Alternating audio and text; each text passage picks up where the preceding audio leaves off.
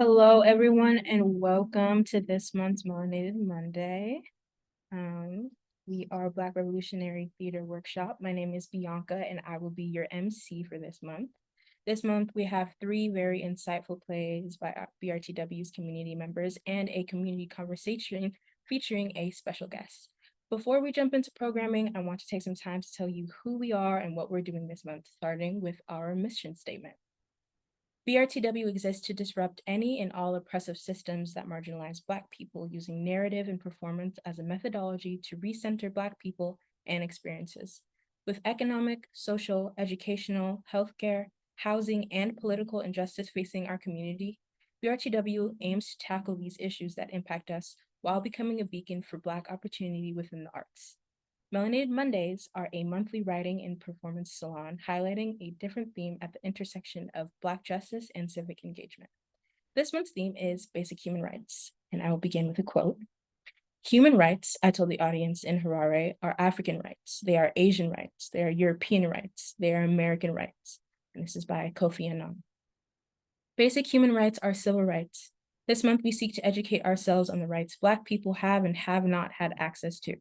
As policy continues to erode rights many have fought centuries for, we hope to be a force for reshaping our perspective on human rights. In doing so, we may shift from a view that begins and ends with legislation to one that builds upon it, rallying behind a resurgent human rights movement. And with that, we're going to start with our program.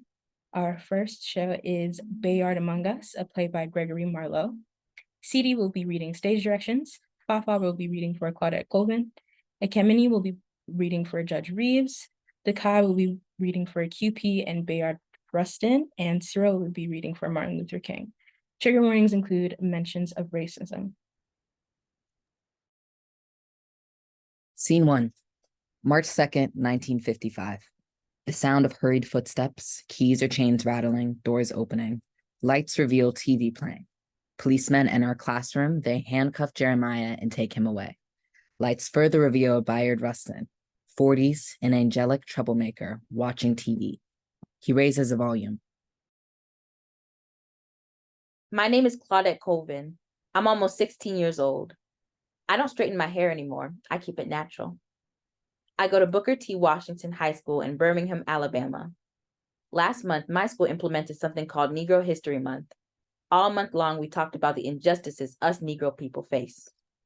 Lights reveal Judge Reeves and Claudette in his chambers. Is that why you refused to give up your seat on the bus?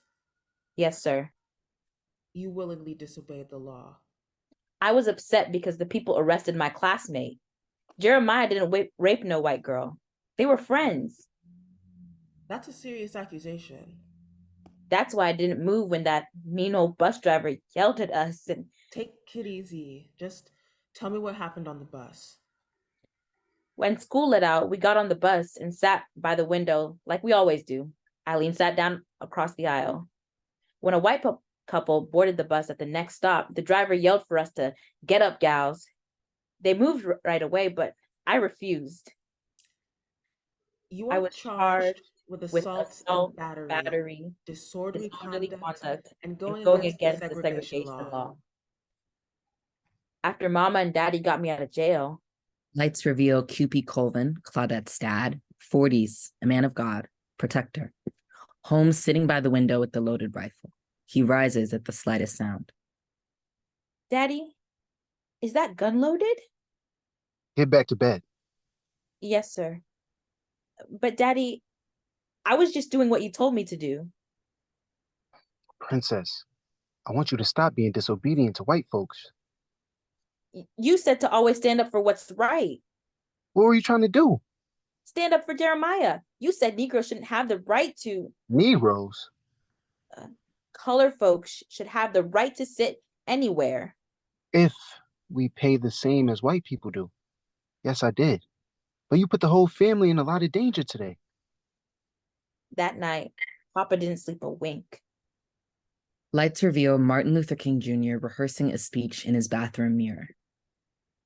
Let us comport ourselves in such a way, in such a way that when the history books are written in the future, somebody, someone Daddy sat by the window with that loaded shotgun in his lap.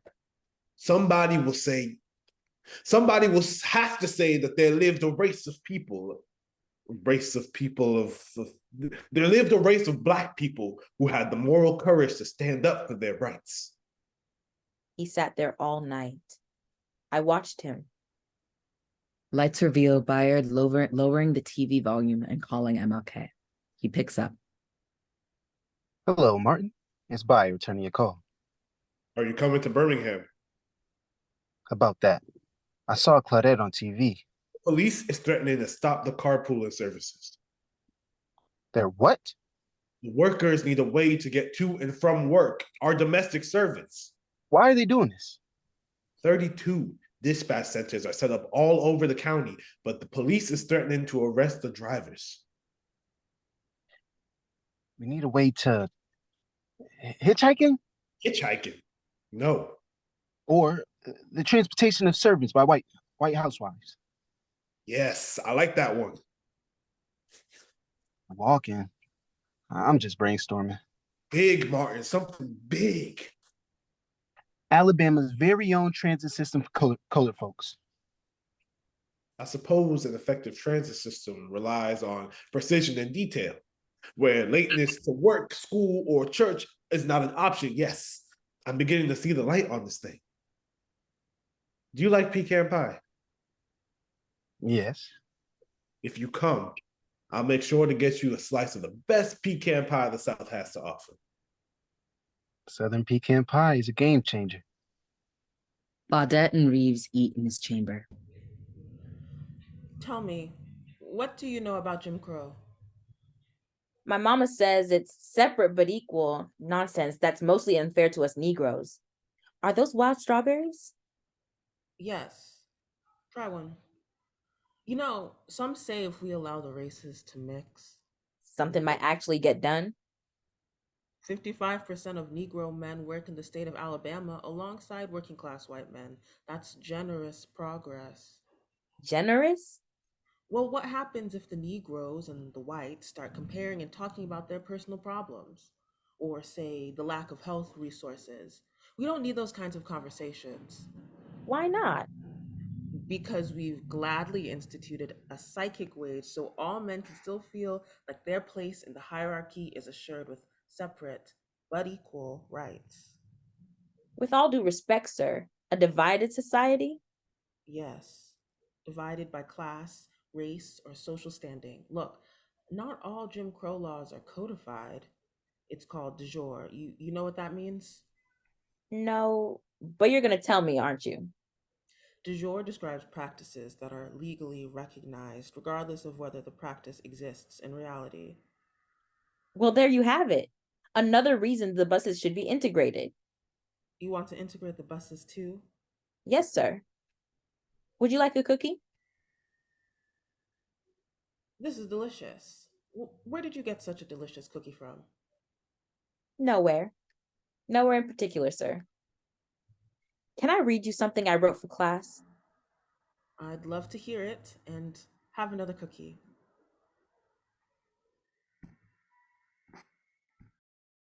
Thanks so much, you guys. That was great.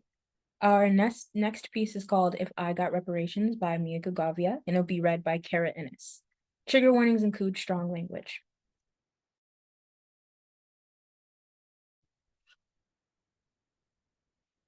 If I got reparations, I would want to be a Gorgon. With divine flashing eyes and hair like snakes, what would it feel like to live a life without fear? Would it feel free? Easy? Like breathing your first clean breath after a chest cold? Like stepping out of a walk-in freezer, like remembering the haunted house is fake? You know what I want?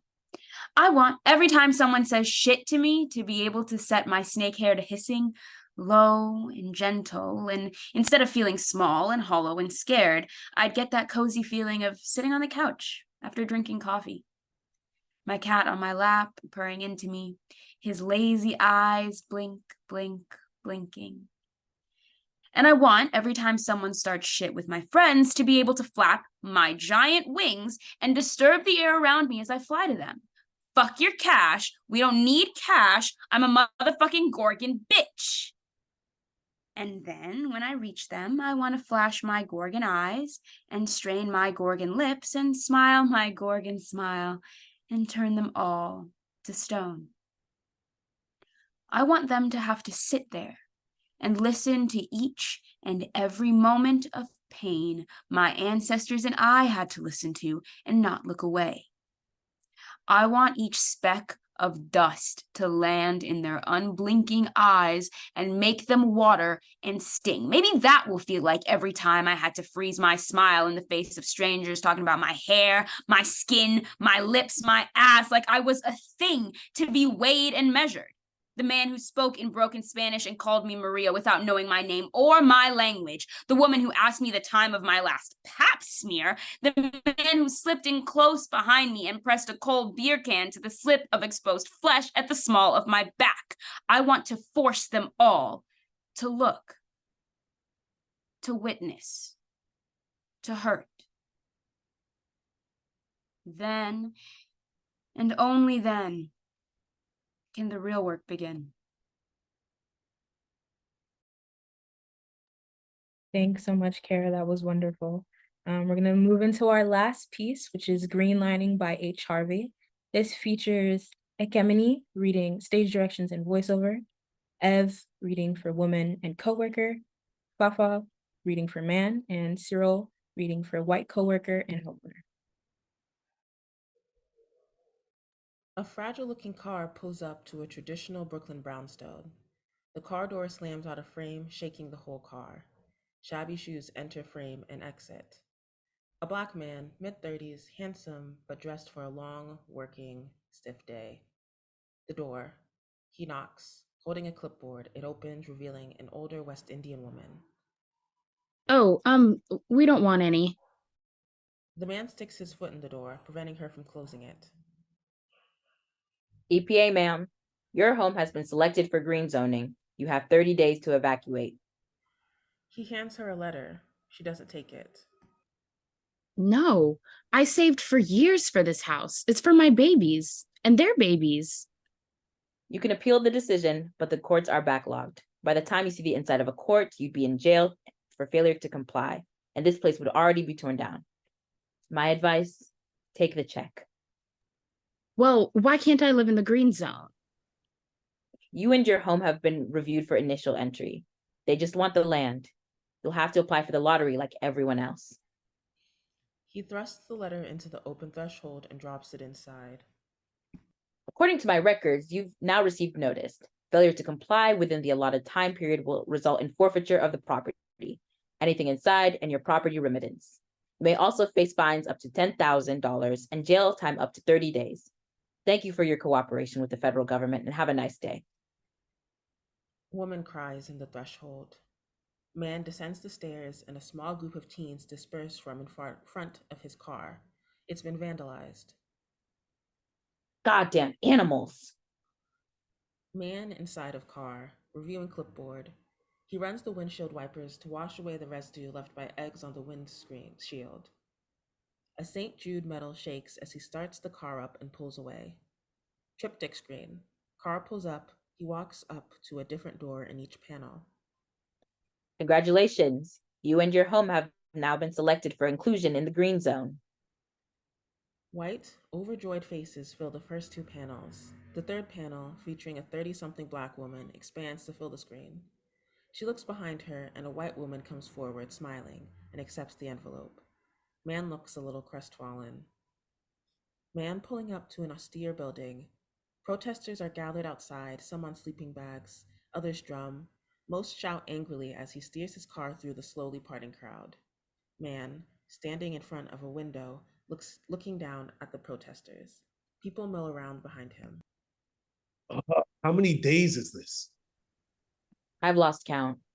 Leeching off of the taxpayer this long, it must hurt to finally stand on their own 2 feet. You don't ever get it. I mean, we're kicking people out of their homes. The The only people who ever seem to get to stay in the green zone are... Hey man, I got enough of that snowflake bullshit on the walk to my car. I'm out there on a civil servant's wage, putting calluses on top of my calluses, trying to bring the green zones to fucking save these animals. I don't have any white guilt to spare in here. Huh. Whatever, man. Man walking down long hallway, screens fill the walls, showing a beautiful domed eco-paradise. Close up on the screens. Clean, sustainable energy, car-free roads, vertical gardens, organic grocery stores, and beautiful man-made parks, all around your favorite landmarks.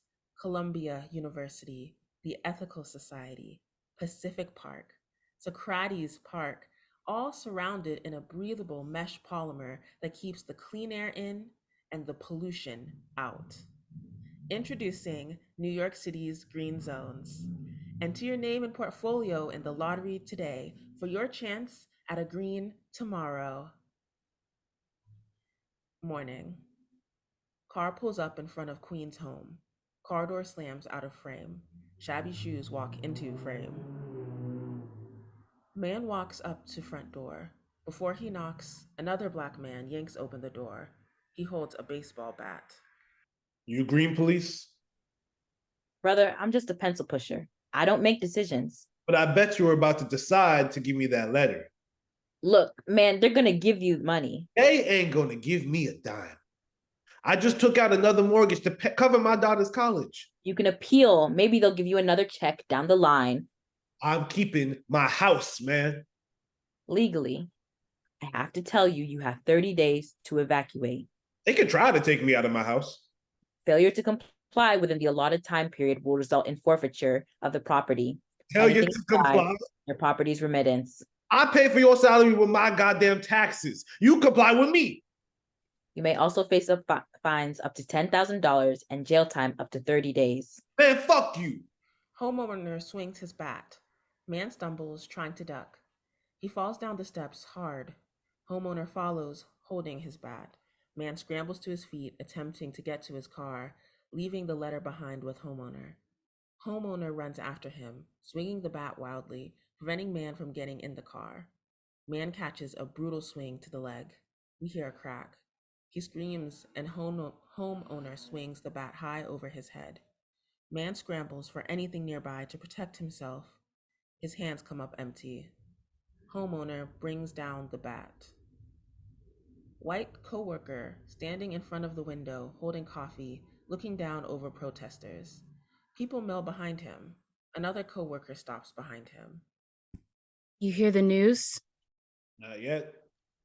He didn't make it. Brass is talking about arming us, given the climate. No pun intended, yeah? What? Nothing. Fucking animals. Camera arcs to reveal the two of them looking down on the protesters, and green zones are constructed in the distance.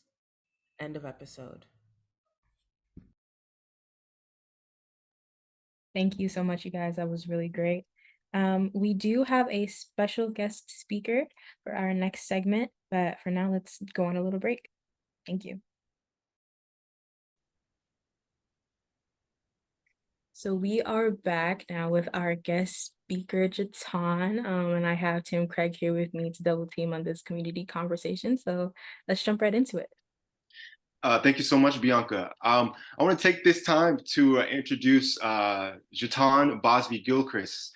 JaTaune joined the ACLU of Alabama in 2015 before being selected as the organization's first Black woman to serve as executive director in August 2020, while centering statewide initiatives in Alabama around voting rights, criminal legal reform, and gender justice. JaTaune has also been instrumental in developing nationwide priorities as the visionary and co-creator of the ACLU's Southern Collective, focused on the collaboration and power building among the ACLU's 12 affiliates based in the South. JaTaune received her bachelor's degree in political science from the University of Alabama, Birmingham. Hey, look at that. And earned her master's degree in organizational communication from Northwestern University. Prior to relocating to Montgomery in 2015, she worked as the manager of engagement for a behavioral health agency in Chicago's North Lawndale community, an advocate for community building, leadership development, and equity-focused initiatives. She is a TEDx speaker, a founding board member of the State Civic Engagement Table, Alabama Forward, and selected as one of the 100 individuals across the nation for the inaugural 2023 Obama Leaders Program. Everyone at BRTW, I want to introduce to you JaTaune Bosby Gilchrist. We're so happy to have you here today. Tim, thank you so very much, and an honor. Of course, Tim and I have the same alma mater, and were, classmates at UAB years ago, and so I am honored that our lives have come full circle as we have been committed to a work of equity and community on different tracks. The quote that I really wanted to name and elevate to you all was the importance of art and culture and how it truly reflects the times. That is a paraphrase by the late, great Nina Simone. I am thrilled to be able to join you all today for a few reasons. The personal reason is that my husband is born and raised in Montgomery, and he is an art and culture creator. He's a curator, so he loves the arts and culture and is very much a stalwart and an anchor for culture, community, and the arts in Montgomery. And so there's such value that I have, particularly for Black artists who are centered in this work that I am tethered to, but especially the work that is so central to the moment and what I call the movement that we are currently in. In reading the run of show, there were a few key points that were elevated in the conversations and within the pieces that you all are doing. The key areas that the ACLU focuses on are three, and I would also like to generally speak to those areas with you all and then engage in some conversation towards the end of this. The ACLU of Alabama is focused on legislative advocacy, community organizing, and mobilizing in the courts. Our core organizational priority is building up the next generation of leaders and investing in organizations doing work that aligns with ours, and having the opportunity to come and speak to folks outside of even the Deep South is such a privilege for me. It allows me to really gain, and not just an understanding, but for me to be able to further cultivate this work in different capacities. And so I thank you all for lending me your ear, your voice, and your talent for these next 30 minutes. And I wanted to really talk about the importance of purposeful leadership and understanding the next iteration of the civil rights movement that we are currently in, and how that intersects with the work of art and culture particularly. The three areas that the ACLU focuses on are criminal legal reform, voting rights, and gender justice. And gender justice is the intersection of LGBTQ rights, particularly trans rights, and also abortion access that is now criminalized in the state of Alabama.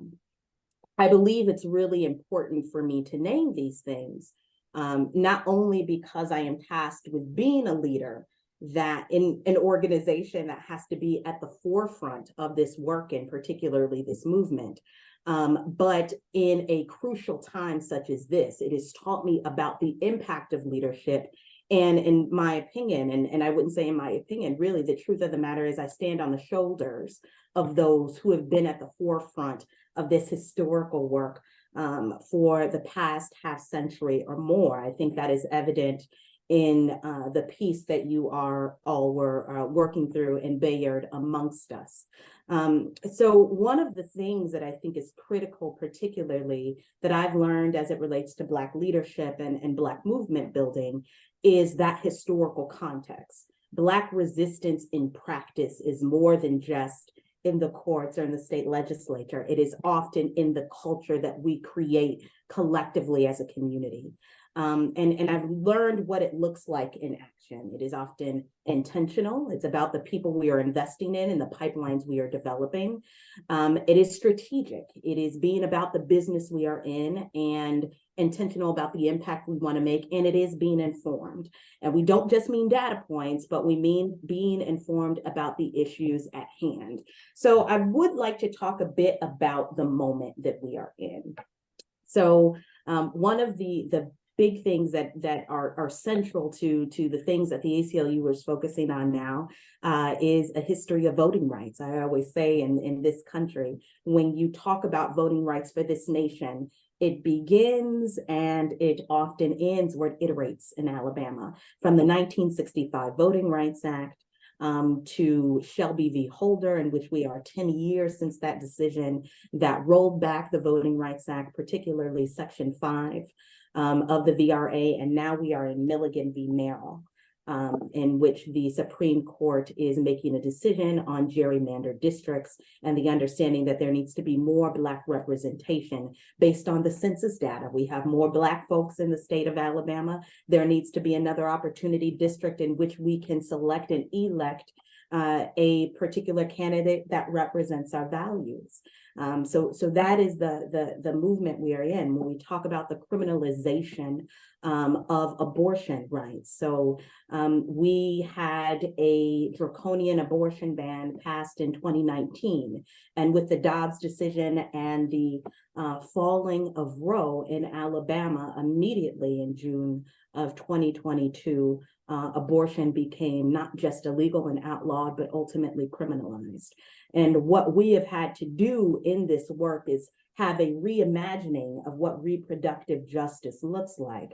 And I talk about reproductive access through the frame of reproductive justice, because if we talk about reproductive justice, it is understanding historically that Black women have been at the center of the advancements of reproductive health care. When we talk about Anarcha, Lucy, and Betsy, who are now identified as the mothers of gynecology, they were enslaved Black women who were experimented on for the progress of gynecological advancements.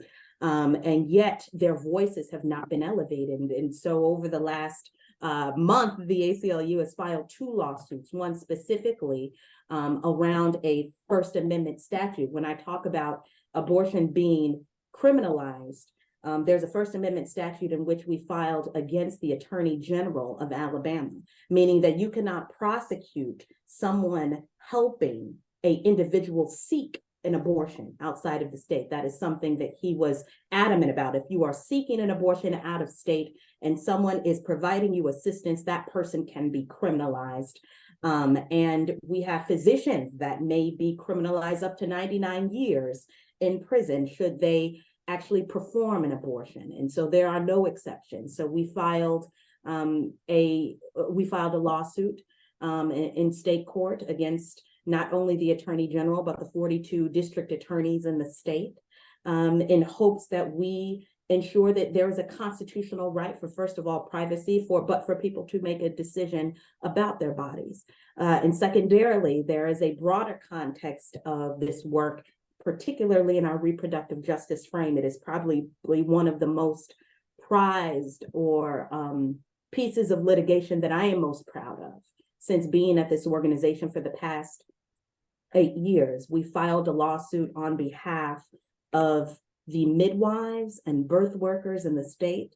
Our three clients, our 3 plaintiffs are Black women who are esteemed doctors, MDs, and doctors within their profession. 3 Black women who are trying to provide the necessary support, particularly for Black women, Black individuals who can become pregnant, to ensure they have healthy births. And we want to ensure that they have a path to licensure for their birthing centers that are oftentimes in the communities that have the least amount of labor and obstetrics services, particularly for Black people. And that's critical. So having this particular lawsuit on behalf of birth workers and midwives, I think also speaks to our history as Black folks who have not always had the ability and the right to even go to a hospital to have a healthy birth. And with one of the most highest infant and maternal mortality rates in the country, the state of Alabama, it's important that these particular birth workers, these midwives, these doulas, have the ability to help individuals who can become pregnant, have healthy births for their children, and ensure that they are creating a family that they envision for themselves. And so that is a huge piece of litigation that we filed just 2 weeks ago. And this is critical. And one of the other key pieces in our umbrella of gender justice is ensuring gender affirming care. This past legislative session, in not this past one, but in 2022, the state passed a gender affirming care ban, ensuring that individuals who are providing gender affirming care for trans individuals, particularly trans youth, would also be criminalized. And one of the key things that we are doing that I found to be so necessary is, as we are trying to fight back this particular ban, and we can only get so far in these courts, we had to recenter our focus in community. And so when you talk about trans folks, we talk about them in a conversation that minimizes and invisibilizes oftentimes who they are. And so we had to take a step back. So we partnered with the Knights and Orchid Society, which is a Black trans-led organization in Selma, Alabama. And we created a program called Black Trans Futures, because what is critical in gender affirming care and what the state legislatures and courts are doing, not just in Alabama, but across this country, are trying to invisibilize people, particularly trans folks, particularly Black trans folks. And what we wanted to do is do a reframing and ensure that we are centering their joy, their success, their livelihood. And so Black Trans Futures is an incredible program in which we've partnered with TKO, and we are now in our second year of the Trans Justice Organizing School, where we take young, rural Black trans folks and we tell them, look, this is how you pass a bill, and this is how you organize a community, and this is how you show up at your state legislature. We are not empowering people. We are providing the power to people and passing them the mic and demystifying many of these structures and these systems that have been designed to keep us out. The system is not failing, it is succeeding. And we have an obligation to ensure that we are rising up and providing the power to the people so they know that is what creates real systemic and structural change in this country. And so those two areas are critical to me. And the last piece is criminal legal reform, which is very critical. I mean, of course, Alabama right now is operating under an unfortunate system in which we are executing individuals and essentially gassing them. There is a procedure in which Alabama is not fit to execute individuals, and so they have done a review of intravenous, essentially a process to execute individuals. And we have held the state of Alabama to task, but now they are using gassing methods to execute individuals. We believe this is cruel and unusual, and we do not have the ability and should not have the ability to take a life. In addition to that, we understand that the parole structure in Alabama is abysmal. We have a 3% grant rate. You heard that right. We have a 3% parole grant rate. So people who have been in prison for decades come up for parole, and across racial lines, they are denied a 3% grant rate. So it is oftentimes at least 8 to 9 times out of 10, if you are a Black person who has been in the system for decades and you come up for parole, you will be denied. You do not get that second chance. Your particular offense is relitigated and you don't get an opportunity.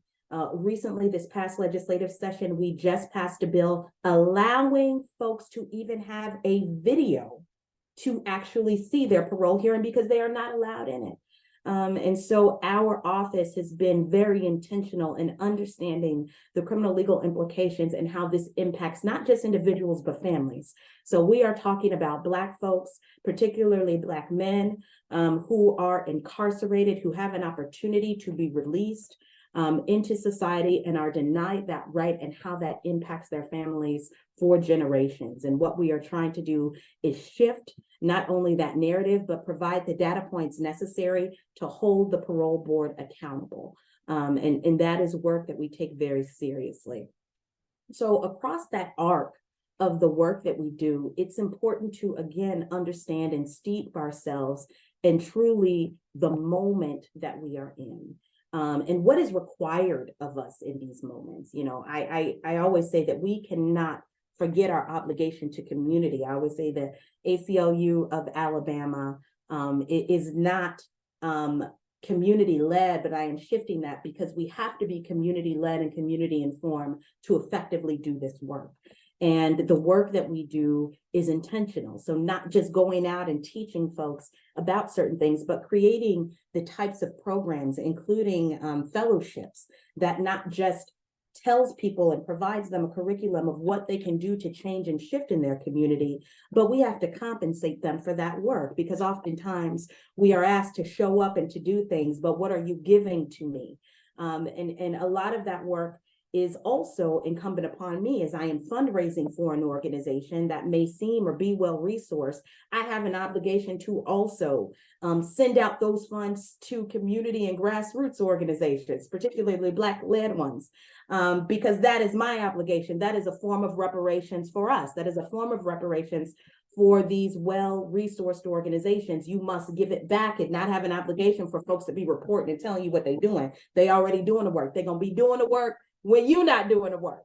So it's important for us to make sure that we are investing in community, because that community, quite honestly, has been invested in me. And but for that community, I would not be in position that I am. And so I am grateful for that. And it is not lost on me what my obligation is, not just in the teaching, but also in the financing.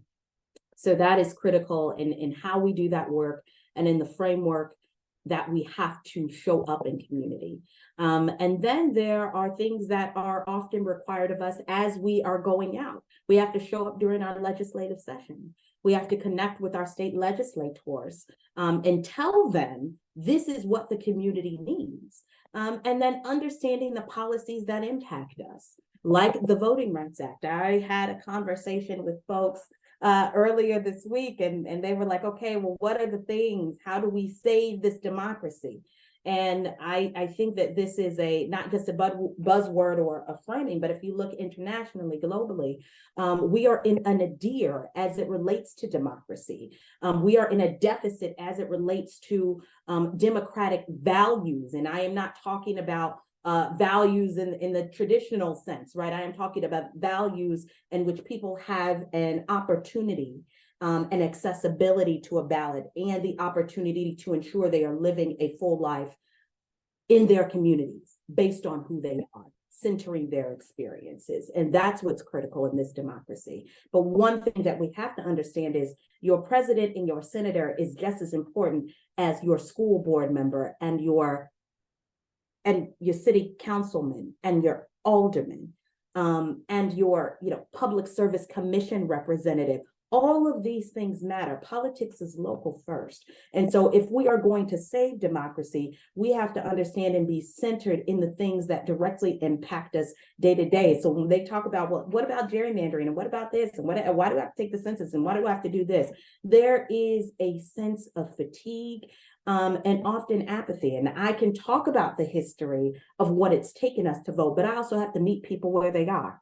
And I have to allow them to understand this impacts your baby going to school. This impacts the resources you're trying to get for your family. This impacts your community centers and your parks and the day-to-day that you need, and how much your electric bill is and your water bill. It's some of the basics, and we have to get back to that as a community. And it is our obligation, when you do have this information, to arm it with your community. If you are armed with information, it's so critical for us to share with community, because again, I can't ask people to go to the polls when they trying to put food on their table. So we are ensuring that there is a bridge that we are creating. So when we talk about building up the next generation of leaders, we are building up the next generation of leaders that are already in community to ensure that they are a resource for theirs and their family. And that's where we have to start. So this is just a critical part of this work. And quite honestly, we learn so much from art and from culture.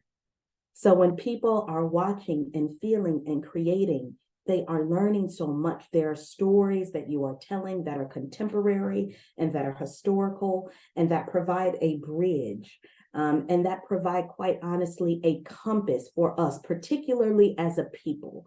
And that is what continues to invigorate me in this moment and in this work. So I am just so grateful to be before you today and to share some of these things.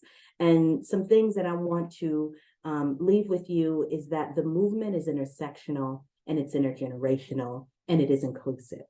And we are called to lead, and it will require our collective wisdoms, talents, and efforts and love of community to shift it.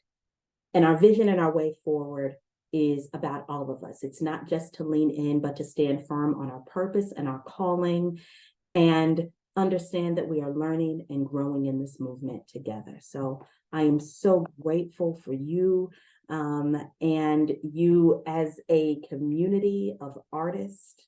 Thank you all so very much for allowing me to share with you.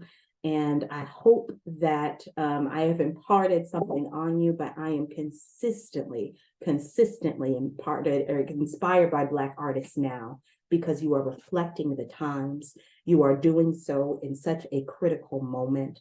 And quite honestly, you have an impact and an effect that I am building upon, that my work builds upon. So thank you for your work.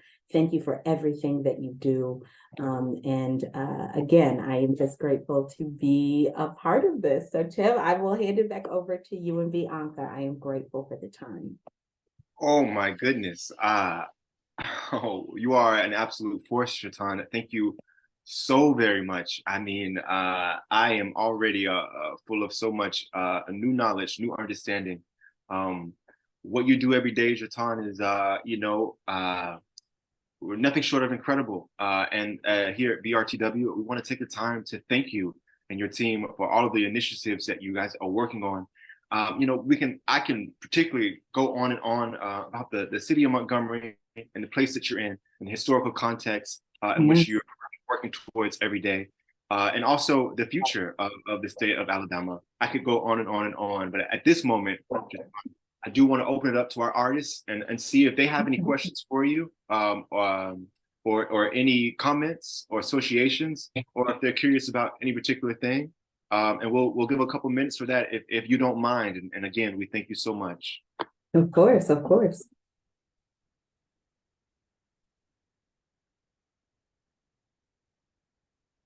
Any questions that y'all got about Montgomery? I can handle it. Promise you that. Hear you. So don't hold back. Don't hold back. If you guys want to ask JaTaune anything or inquisitive about any aspect, or want to correlate anything from tonight's reading to that incredible conversation that JaTaune just started for us, just go right ahead if you'd like. I have a question. What's it, just like for you personally, what's it like working in, so I'm from Texas, and so I'm curious, like, what's it like doing this work in a state maybe that your understanding of like the richness of its political history is maybe flattened and not fully appreciated nationwide, that the South has a certain reputation? I mean, to quote Three Stacks, right? The South got something to say.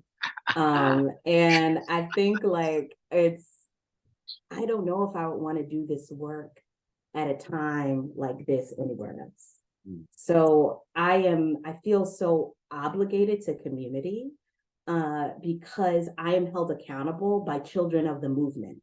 So children who have been a part of this work since they were babies are the people that I'm accountable to, are the people that are going to check me, right? Are the people that are at the events that I have to speak at, are the people that provide me insight on some of these cases, right? That I have to file. Say they equip me with that history.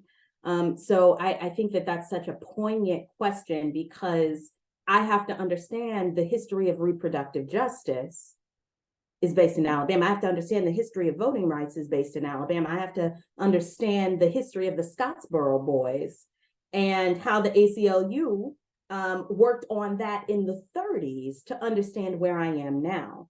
The history of movement building. When we talk about the Montgomery bus boycott, and I go anywhere else, they talk about it in a reductive frame. They don't talk about the 382 days of organizing and how that was strategic and how the work of organizing was very strategic. They don't talk about the architects of the movement like Edgar D. Nixon and Ralph Abernathy.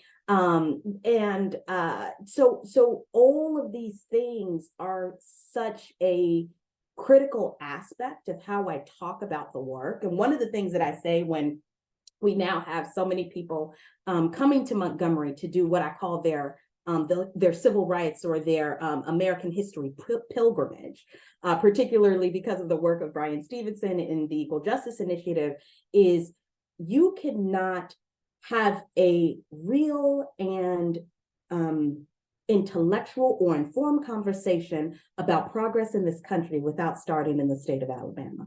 So we cannot be reductive and write off the Deep South, because the majority of Black folks in this country live in the Deep South. And actually the highest percentage of queer folks live below the Mason-Dixon line. And so it's important that we don't write people off and don't write this region off, because if we are going to win democracy in this country, we have to begin investing and understanding the South. One of the foremost people that I hold in high regard is the Reverend Bishop William Barber, and he says, the South is not red, it's suppressed. And I think that that's important for us to understand. And so as you say, hey, I'm from Texas, and understanding this work, and sometimes you go places and I'm like, oh, you're from X and you're from Z. And I feel like that is a reductive frame of understanding the South, particularly as a Black person in this country. And I'm actually from the Chicagoland area. My grandparents migrated in 1959 to the West Side. And so I'm a reverse migrator. I came back.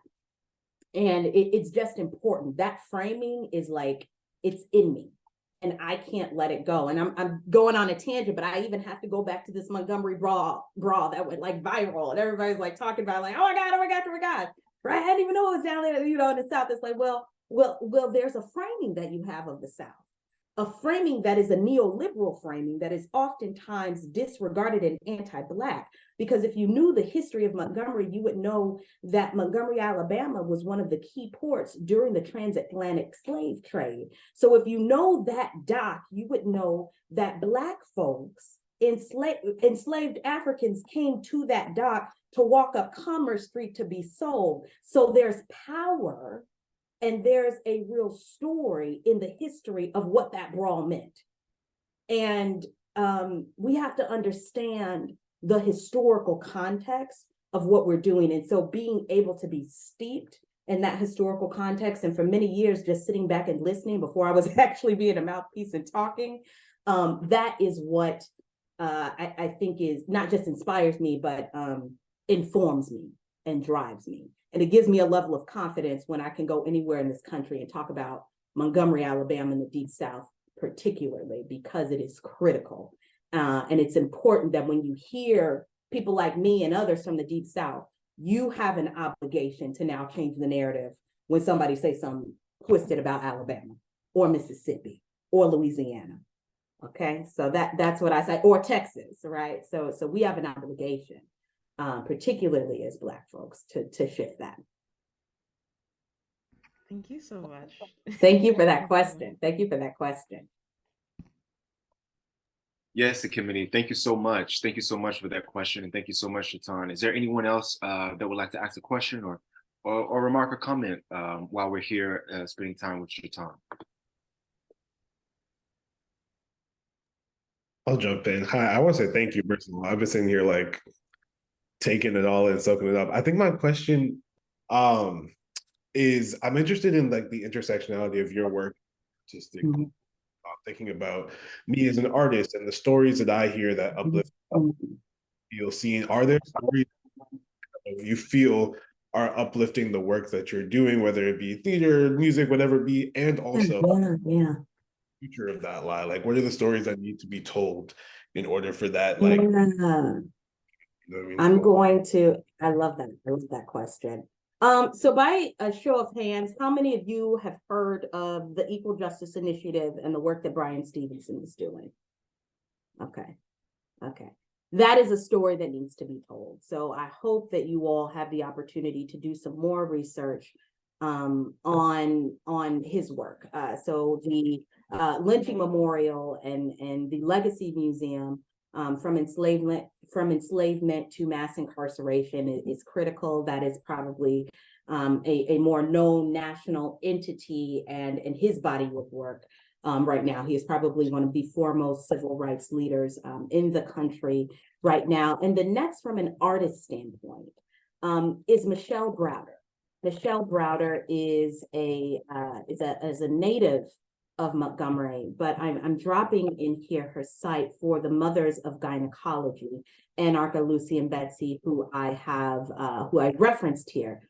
This is an artist that has shifted and changed the narrative of reproductive justice, quite honestly, in this country. And so if you click on this link, Anarcha, Lucy, and Betsy, you will see that history. J. Marion Sims is known as the father of gynecology, and he experimented on enslaved Black women.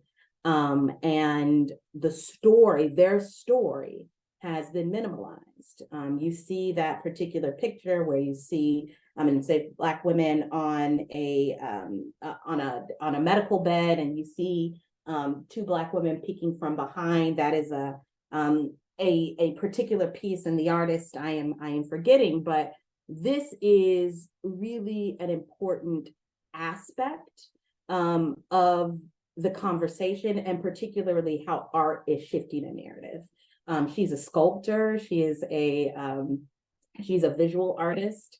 If you come to Montgomery and come to her more up campus, she has a true history of what not only the city has done, but the history particularly of Montgomery and Alabama broadly. And so as a artist, she is someone that I think is part of this narrative. And I think, quite honestly, a lot of the obligation of artists in Alabama, and particularly in Montgomery, are doing that. They are being very intentional about the stories that they are elevating, about and owning the narrative, right? These narratives have been co-opted in many ways, but they are owning a narrative in a different way. And they are doing it through art, and they are doing it through theater, and they are doing it through their particular mediums. There is a film called 382 that is a documentary film that tracks the history of the Montgomery bus boycott.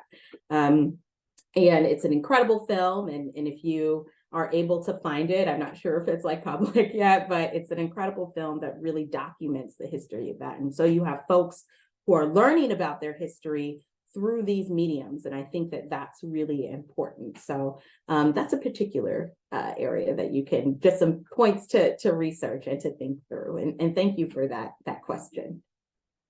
Thank you.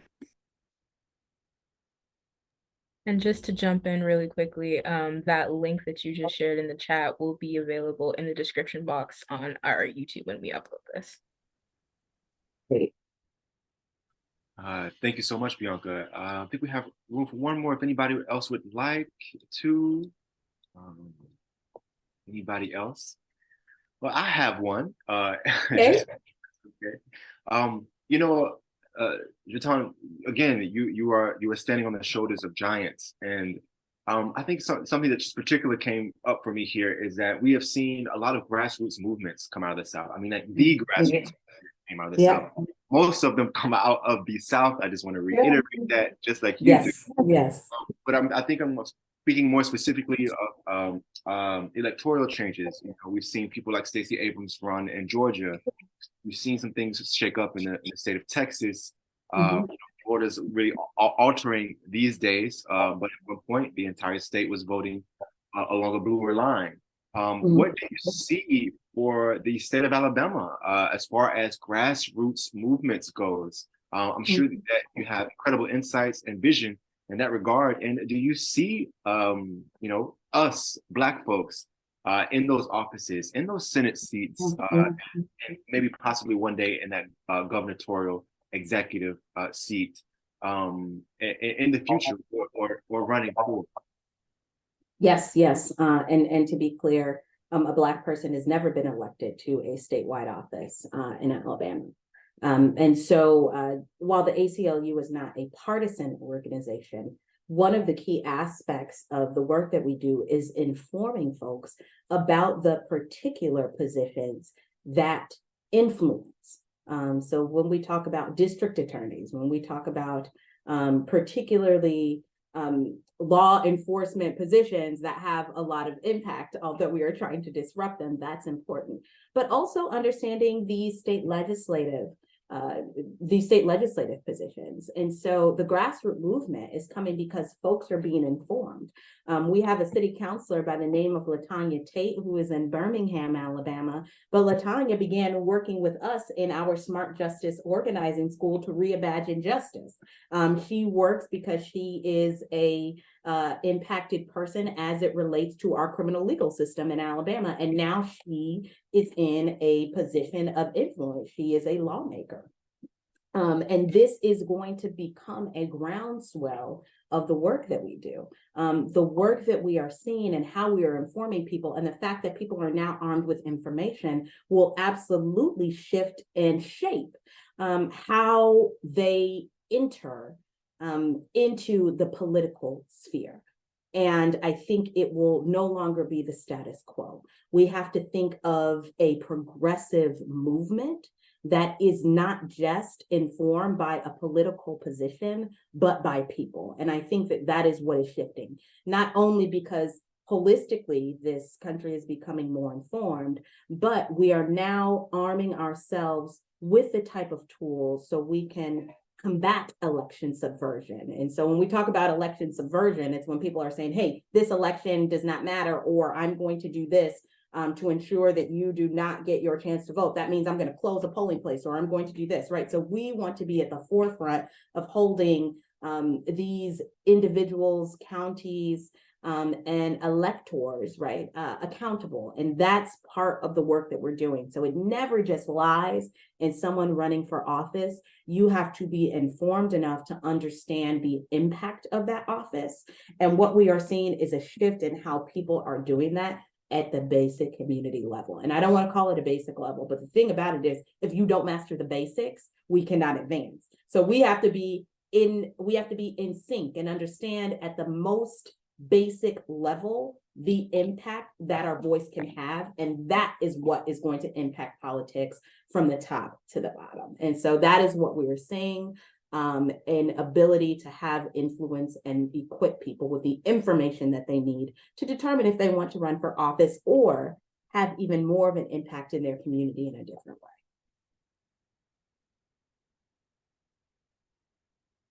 Oh my goodness, I thank you so much. Thank you. Thank you so much. Thank you. This has been such a pleasure. I mean, the Black Revolutionary Workshop, your Melanated Mondays, I am grateful to have spent this time with you. Thank you for extending me grace as I was behind today. But y'all have been absolutely fabulous, and I am grateful to be in community with you. So thank you so much. Oh, of course, JaTaune Bosby Gilchrist, Executive Director of the ACLU, Montgomery, Alabama. We thank you so much for your time. We really appreciate you. Is there anywhere that we can find out more information about you and the ACLU and the work that you're doing? Absolutely. Yes, we are aclualabama.org. We are ACLU Alabama on Twitter, on Instagram, on Facebook. Please follow us. like and share our pages. There's an immense amount of information in which we are uplifting our other grassroots organizations and strategic partners and communities. So please log into these our social media websites or social media platforms, excuse me, as well as our websites.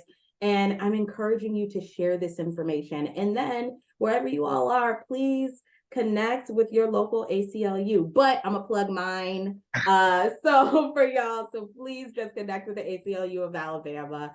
And you will learn more about the work that we are doing. And I'm grateful to be a part of it. So thank you.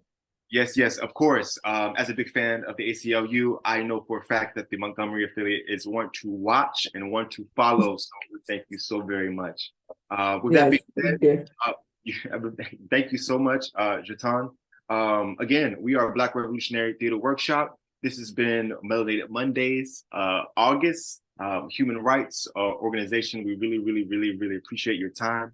We thank you to all of the artists here that came out to be a part of tonight's program. Thank you so very much for your time. You guys are all so talented. We appreciate you every month. Again, you can find us at thebrtw.org. You can find us on our Instagram at Black Revolutionary Theater and our Twitter on the same handle. We thank you so much for your time this evening. I have certainly learned copious amounts. I hope that you have too. We thank you so much. Thank you. Yes.